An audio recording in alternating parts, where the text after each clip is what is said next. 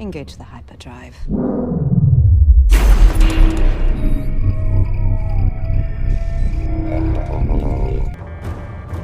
Carson, are you reading this? That's a tremendous surge in power. It's the hyperdrive. They're gonna jump.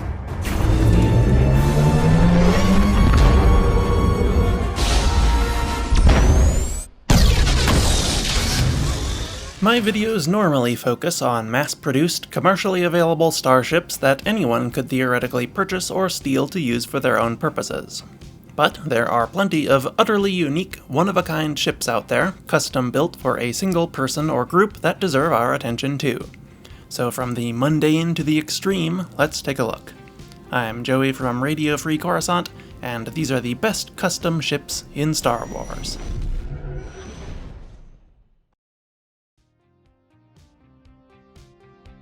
Blue Ace. Starting small in the realm of starfighter racing, the first unique ship we are going to look at today is the Blue Ace, a one-of-a-kind Jobin and Sons racer custom-made for pilot Tora Doza during the Galactic Cold War. Little is known about this ship, as will be the case for most of these due to their custom and often confidential nature. However, we do know that its design was inspired at least in part by the A-Wing, and it propelled Doza to be one of the most successful racers of her circuit despite her young age. She would also continue to use the ship during her time as a starfighter pilot in the Resistance, alongside her main competitors in Ace Squadron. We don't technically know for sure if the Blue Ace was a totally unique ship built from the ground up for Doza, or if it was just customized and modified from an existing starfighter class, but I think it's probably safe to say it's the former. The Blue Ace measured roughly 13.5 meters long by 9 meters wide and 2.1 meters tall. It presumably had a Class 1 hyperdrive, and its top atmospheric speed would almost certainly have been at least 1,500 kilometers per hour. The ship was armed with 2 laser cannons and 2 missile launchers, and it had a crew of 1 pilot and 1 astromech droid. Its price was unknown, but based on the price of the very similar RZ-2 A-Wing, it was probably around 200 to 250,000 credits. Vermillion. I must confess that this next ship is actually one of my least favorites in all of Star Wars, but I cannot imagine any other circumstance where I would get to talk about it, so I have to take the opportunity. I don't hate it by any means, and in fact my opinion of it has significantly improved after studying it for this video, but you'll see why I find this ship problematic very soon. The Vermillion was the large, origami-esque fortress flagship of the crime syndicate Crimson Dawn during Lady Kira's time on the throne. It was the site of Crimson Dawn's auction of the stolen carbon-frozen Han Solo, and would eventually go on to be destroyed in battle against the Empire when Kira needed to fake her own death to escape the Emperor's ire. The ship was an almost incomprehensible mass of large triangles in an arrangement somewhat reminiscent of some kind of alien butterfly.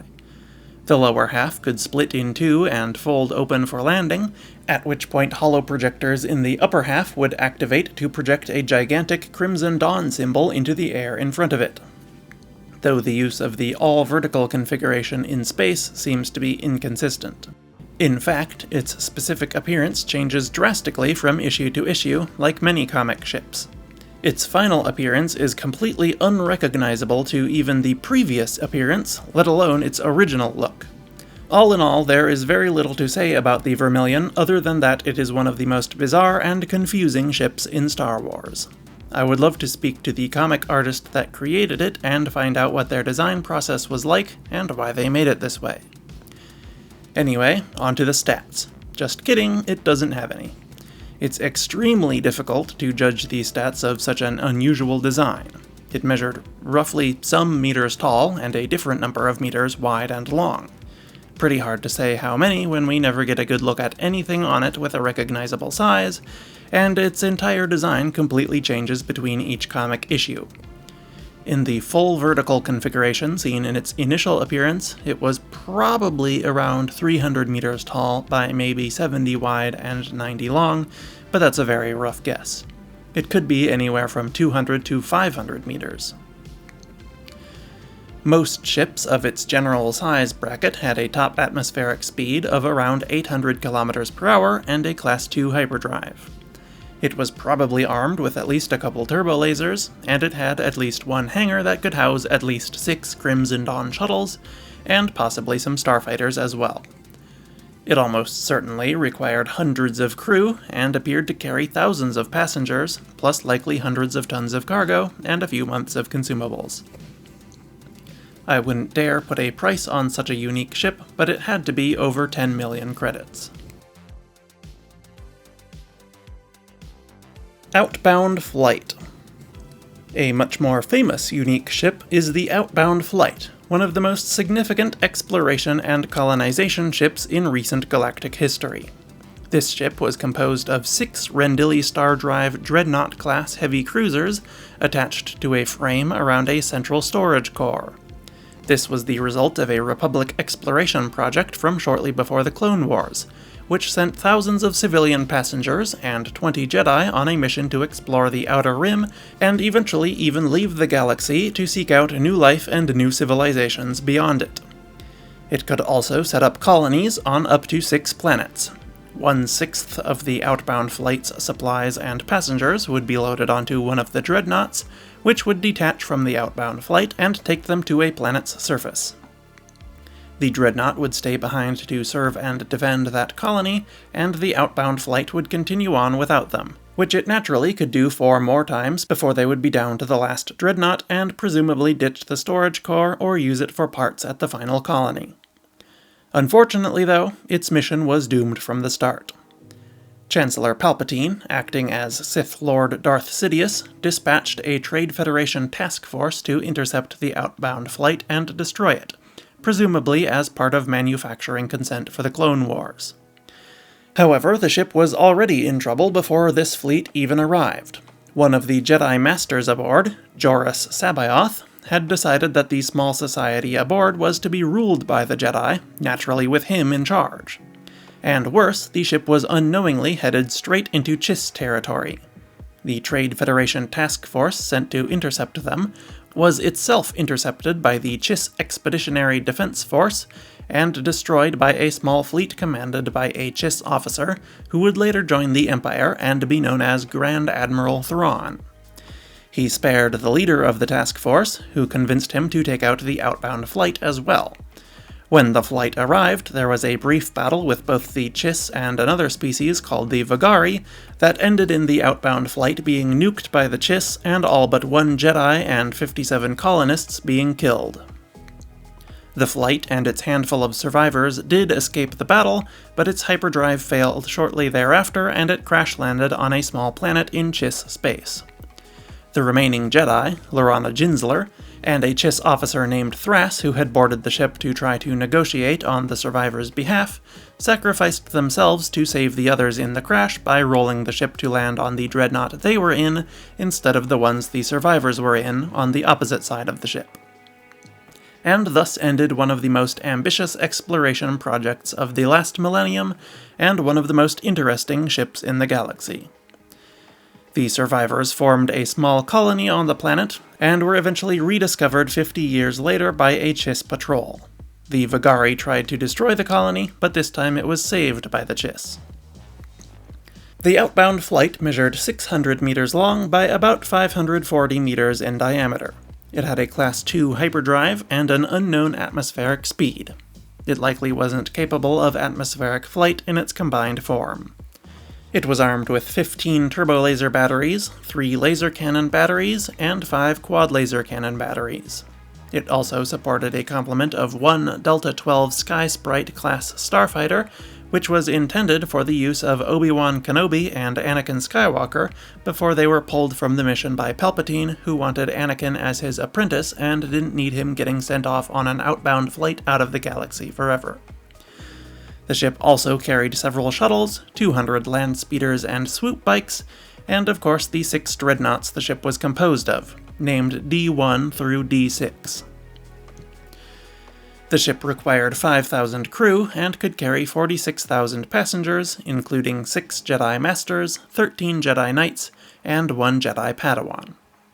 The rest were colonists, including scientists, farmers, medics, and all the other types of people you would need to create 1 to 6 self-sufficient colonies very far away from the rest of civilization. It also carried an unknown amount of cargo, no doubt at least 54,000 tons aboard the dreadnoughts alone, plus more in the core, and 10 years of consumables. The price of the ship is unknown and likely incalculable due to the complexity of the Outbound Flight program overall. 6 dreadnoughts combined would total a starting point of 43 million credits, but if you include the core, the equipment, and the program it was built for, you're probably looking at double that or more. Onyx Cinder. Onto a more conventional custom ship, the Onyx Cinder is far and away my favorite on this list. The ship was the vessel of pirate captain Tak Renaud, which he intended to use to raid the galaxy's last remaining Republic Mint planet, before he was betrayed at the last second by the overwhelming greed of his crew, causing the ship to crash on the planet and become buried for decades, if not centuries. Technically, it doesn't really fit my qualifications for this list, as it is actually modified from an existing ship rather than being wholly built unique from the ground up, but the level of modification is so great that it is essentially a whole new ship built around another ship. I suppose we also let the Outbound Flight get away with being built out of 6 existing ships, so it's only fair the Onyx Cinder gets in too. You see, Captain Renaud managed to capture the Republic Mint transport assigned to At-Atin, and used it as a base to build the Onyx Cinder.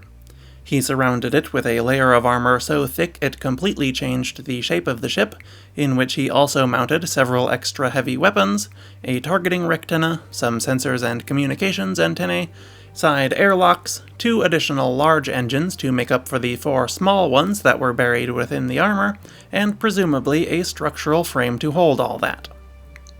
He affixed this structure to the original Mint ship with explosive bolts so that the disguise could be shed in an emergency if it were ever necessary. Renaud used this ship to become one of the most legendary and feared pirates of his time, whenever that may have been.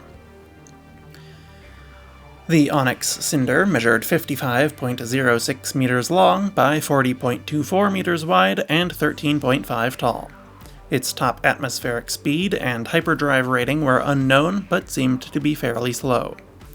It was armed with 2 smaller twin laser cannon turrets and 5 larger dual laser cannon turrets. The ship's crew requirements were unclear, but it could be flown by as little as a single pirate droid for at least short periods of time. It probably required a pilot, navigator, cargo master, and 7 gunners for normal pirate use, though. The ship's cargo and passenger capacities were unknown as well. I doubt it could carry more than maybe 1 passenger normally, unless it had cells for prisoners, and it could probably carry around 150 to 200 tons of cargo. Like the other ships on this list, it's kind of hard to put a monetary value to it. A base model Mint transport was probably around 180,000 credits, and I could see all of Renaud's additions adding up to a total of 300,000 or more, though most of the material and equipment was almost certainly stolen. Eye of Scion. And finally, one of the most unique ships ever made is the Eye of Scion. Not only is this ship a one-off construction like the others, but there has never really been anything like it anywhere in the galaxy at any point in galactic history. There are millions of types of starfighters and pirate transports out there, and plenty of exploration vessels and ostentatious yachts, but there has only ever been one gold-plated intergalactic Star Destroyer hyperdrive ring.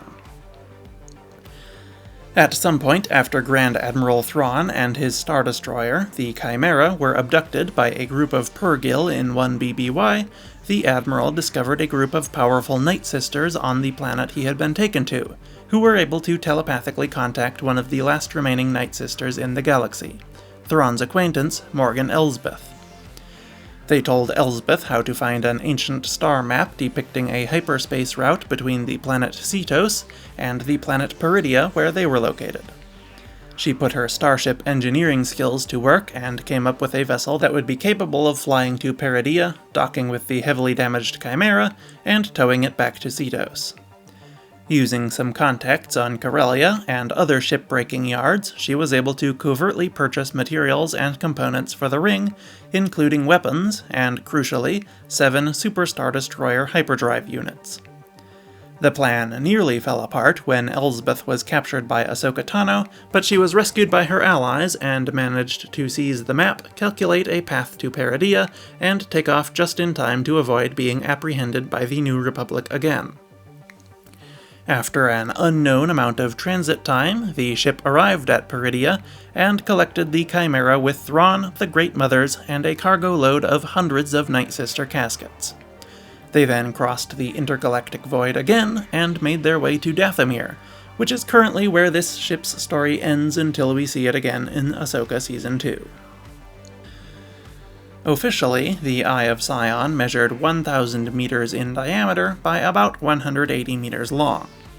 However, the Imperial Star Destroyer it was built to contain measures 985 meters wide, which does not fit inside the ring at this size due to the size of its engine modules and the thickness of the ring, especially not with the amount of clearance we see it has when it docks to the Chimera. The actual size of the ship is around 265 meters long by 1,450 meters wide and 1,405 meters tall. Its top atmospheric speed was unknown, but likely around 700 kilometers per hour. Its hyperdrive rating is even more troubling. We don't know how long it took the ship to travel between the two galaxies, nor how far the distance was, so it's difficult to determine a rating from that. Generally speaking, a hyperdrive class is an oversimplified assessment of a ship's ability to proceed along a given hyperspace route in a multiple of a base travel time. A Class 1 hyperdrive could traverse a route in pretty much exactly the expected amount of time, while a Class 2 or 3 took 2 or 3 times as long, and a Class 0.5 would take half as long. We don't know how far the Eye traveled or how fast other ships could have done it, but considering the Eye had to be made at all rather than just souping up a freighter with a better hyperdrive, and finding Thrawn a new Star Destroyer when he got back, I think it's safe to say that even a ship with a Class 0.5 hyperdrive probably would have taken years, if not decades, to make the same journey that the Eye seemingly completed in a matter of days or weeks. The Executor-class Star Destroyers from which the Eye's hyperdrives were sourced had a rating of Class 1, and the Eye used 7 of these. On top of that, its mass was a fraction of that of the SSDs that these drives were originally intended to propel. We also see that the ship's gravitational wake was incredibly disruptive to nearby ships, which we don't see happen in any other instance that I am aware of, even for ships far more massive than the Eye jumping to hyperspace. This also points to it being a uniquely fast hyperdrive. To be fair though, we also haven't seen another situation where ships in real space pass through a ship jumping to hyperspace, so that could be the reason why this happens instead. With all of that in mind, I am going to make the executive judgment that if the Bureau of Ships and Services, or whatever government industrial agency is responsible for rating hyperdrives, examined the Eye of Scion, they would probably calculate it to have a minimum of a Class 0.1 hyperdrive, and more likely up to a Class 0.01 or beyond. It is almost certainly the fastest ship ever made. Anyway, back to the other stats. The Eye of Scion was armed with 6 quad turbolasers and a mine layer with a capacity of hundreds of orbital mines. It also had a small hangar with room for at least 4 RP-82 Fiend starfighters and 1 Ada-class shuttle, as well as a built-in docking port for Morgan Elsbeth's personal shuttle. This ship was also a completely custom design, and I debated giving it its own entry, but I thought one entry for Morgan Elsbeth was quite enough, and I replaced it with the Blue Ace. I do really like this shuttle though, and I'll have to make a video about it by itself someday. Maybe when Ahsoka Season 2 comes out. I assume we'll be seeing more of it there. The crew requirements for the Eye of Scion were unknown, but it was staffed by several Star Navigator droids and at least a few members of Morgan Elsbeth's militia. The ship could carry at least 5 passengers as well, including 1 prisoner, and had a cargo capacity of 1 Imperial Star Destroyer. And finally, its price, of course, is impossible to determine. I know I've said that for all of these, but this time I mean it. There isn't even a starting point to guess. In fact, we don't even know if Elsbeth paid for it at all, or if the materials were just stolen and diverted to her in secret. And those are 5 of the best one-of-a-kind ships in Star Wars. Let me know which of these was your favorite, or what you would have included instead in the comments. Just remember, this is for wholly unique ships, not just very special examples of a mass-produced ship model like the Millennium Falcon. But anyway, thank you for watching, and I will see you next week. RFC, out.